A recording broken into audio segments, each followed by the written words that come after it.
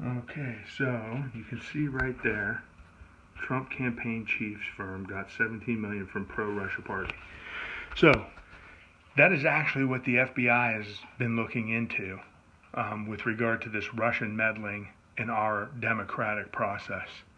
Uh, the the special counsel Mueller or Mueller or however you want to say it has been looking into and probing how the Russians interfered in our election, and these charges brought against Manafort are really not don't have anything to do with our election. Of course, you won't hear that on the mainstream. What they're trying to do is link the fact that Manafort worked for the Russians and got money from a Russian campaign from this guy who was running for president in the Ukraine, who was pro-Russian. They're trying to link that somehow to our election. So it was a Ukrainian election. So if anything, Manafort was really meddling in the Ukrainian elections on the side of the Russians. But really he was a paid political consultant. So they're trying to get him with, these tax issues. And the one that really sounds salacious is something against America, some kind of charges to betray America or something like that. And it's really a tax issue. That's the way I understand it, and that's also the way it's been explained on several other media outlets.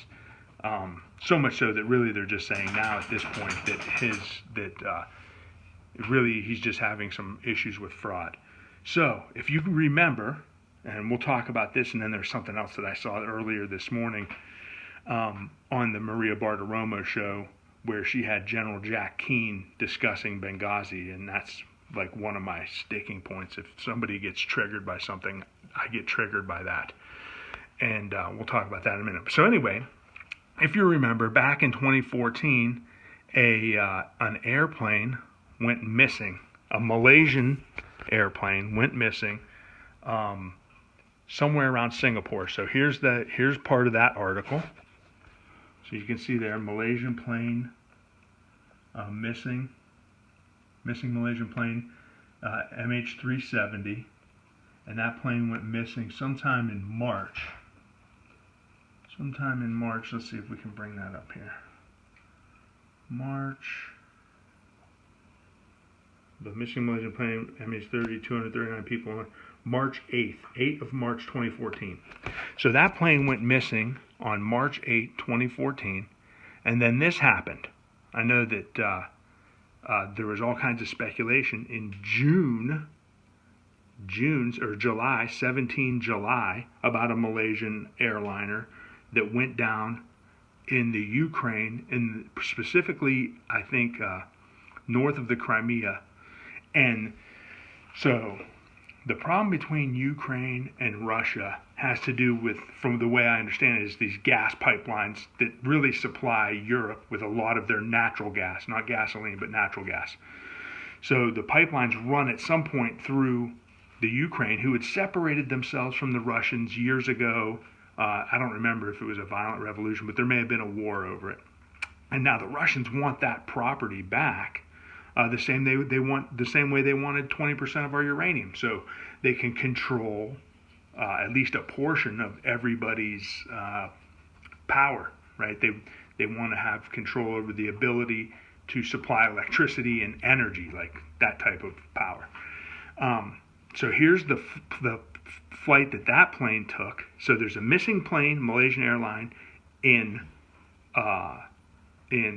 March, and now you have this plane crash. They're calling it a crash. At the time, though, if you remember, there was all kinds of speculation about whether or not the Russians had actually shot it down because it was so close to the Russian border where the plane went down. So, looking at the documents about the JFK files that were released and knowing things about the Reichstag fire, it seems that most governments are more than willing to run what are called false flags. So these are real entities, usually perpetrated by the government or governments that are affected, in order to drum up support for drum up support for whatever it is that they want to do. So in this case, you got to wonder, why are all these people that boarded the plane in the Netherlands, where were their families? Did anybody interview their families? And how many families were interviewed? How many of those people actually died?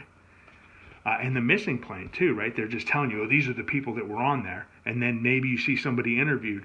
But again, looking at the JFK documents, you can see that the new documents that were released, here in America, there was a time when a lot of people were on the payroll for the CIA that were actually in the media. So you're talking about people who are paid to propagandize their own governments, and you pay for it. You, the American people, pay for that propaganda to be splashed upon you by your own secret intelligence agencies, just like I'm sure the Russians do with the FSB, the Ukrainians do with whatever form of traitorism that they have. The FBI here in the United States, I mean, this whole thing in Nevada is a hose job, 100%. And it makes you wonder, how are you supposed to protect yourself, right? Because that's what we do here in America, right? That's why we have a Second Amendment, right? That's the original Homeland Security, the Second Amendment.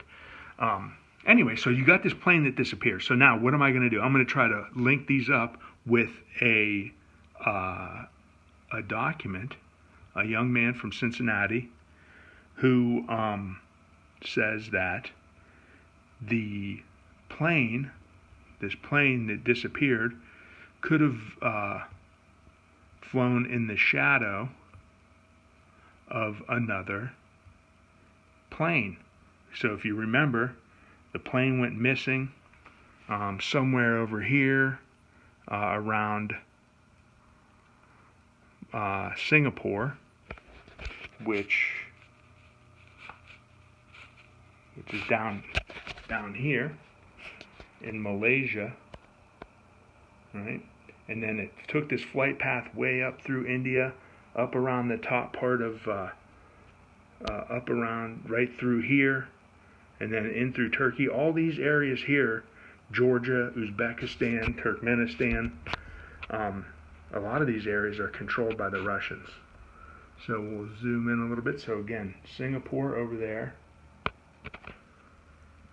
right there at the tip of Malaysia, right down here.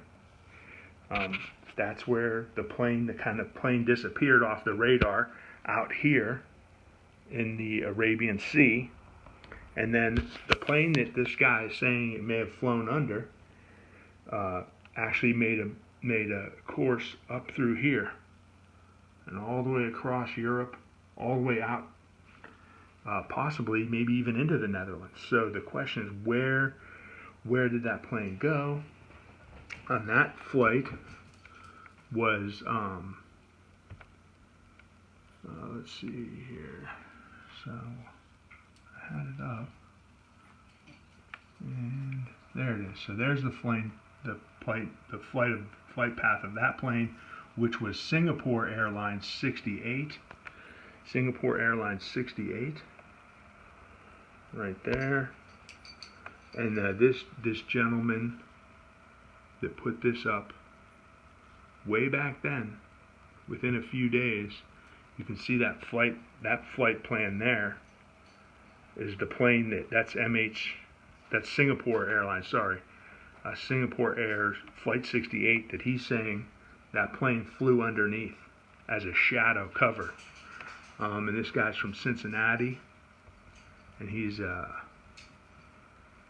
there's the question: was MH370 using SIA 68 as radar cover, and then flying out? And then there's, again, you can see there, that's where the plane went missing on their diagram. That's the last time that they had contact with it. So again, if anything was going on, it was Paul Manafort working for the Russians in the Ukrainian election. Absolutely nothing to do with the Russians meddling in our elections. And so, at the time there was all kinds of support in Congress, for going into war and to help defend the Crimea and the Ukraine, all over this energy stuff, all over this gas wells. So, you gotta always question the government. And I think that's probably the most important thing that you have as a responsibility as an American citizen, is your ability to use your First Amendment in questioning what it is that the government tells you. So, and again, you can see that those things have been going on in this country from the documents that were released in the most recent Kennedy files all the way back into the 60s. Okay? So that's what I have today. Again, there was this thing that General Jack Keane was on the Maria Bartiromo show, and apparently it would seem that, according to his statements, that the Obama administration knew pretty soon around the time that stuff happened in Benghazi that it wasn't just some people out for a walk, and that they captured this guy in Libya, the guy that was in charge of the Al-Shabaab or whatever the terrorist group, Al-Sharia, the Al-Sharia terror group, who's like a pro-ISIS type of group, that basically planned and was in control of this entire attack on the consulate there in Benghazi, Libya. So Trump picked him up, and that's what Keane said, is that Trump was willing to go after him. Apparently this operation had been offered to the Obama administration several times, and they deferred that.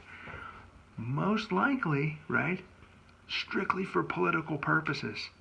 Has nothing to do with justice for the people that were killed or anything about why we were there buying weapons and then probably moving them into Syria to get ready and to continue the Arab Spring, where we unseated a lot of moderate Muslims who were willing to work with the West. I mean, if you look at the people that they got rid of, they all had females wearing jeans and going to college. And now everybody's going back to wearing beekeeper suits and hoods, and you can't go out after dark. So it really is a step backwards for women on the planet, the Arab Spring. And that was that was carried out by your government, possibly even just to earn money off of weapons sales that they confiscated, most likely, or predominantly from the Gaddafi administration, not to mention who knows what happened in Iraq. It's all top secret. You paid for it, but you don't have a right to know about it. So just keep moving. There's nothing important to see here. Yeah, that's your government. Good luck, my fellow Americans. God bless, and everybody have a safe Halloween.